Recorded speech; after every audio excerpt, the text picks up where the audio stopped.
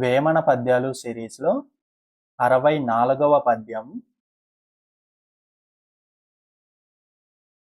చెమట కారునట్లు శ్రమపెట్టి దేహంబు గడన చేసి కూడు కుడువవలయు.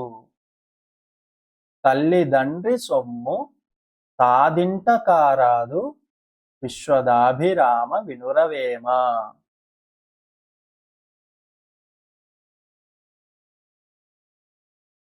మరొకసారి. చెమట కారునట్లు శ్రమపెట్టి దేహంబు గడన చేసి కూడు కుడువవలయు. తల్లిదండ్రి సొమ్ము తాదింట కారాదు విశ్వదాభిరామ వినురవేమ.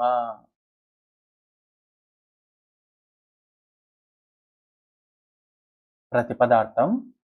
చెమట కారును అట్లు, చెమట కారేటట్లు, శ్రమపెట్టి దేహంబు, శరీరాన్ని శ్రమపెట్టి, దేహాన్ని శ్రమపెట్టి, గడన చేసి కూడు కుడువవలయు. గడన చేసి అంటే గడించి, సంపాదించి, శరీరాన్ని బాగా శ్రమపెట్టి, చెమట కారేటట్లుగా శ్రమపెట్టి మనం సంపాదించి, కూడు అంటే ఆహారం, కుడువ వలయు అంటే కొడవాలి అంటే తినాలి అని. మనము మన శరీరాన్ని కష్టపెట్టి బాగా సంపాదించి ఆ సంపాదనతో వచ్చిన తిండి తినాలి. తల్లిదండ్రి సొమ్ము తాదింట కారాదు. తల్లి తండ్రులు ఇద్దరు సంపాదించిన సొమ్ముని తాను తినుట కారాదు, తాను తినడం సరికాదు.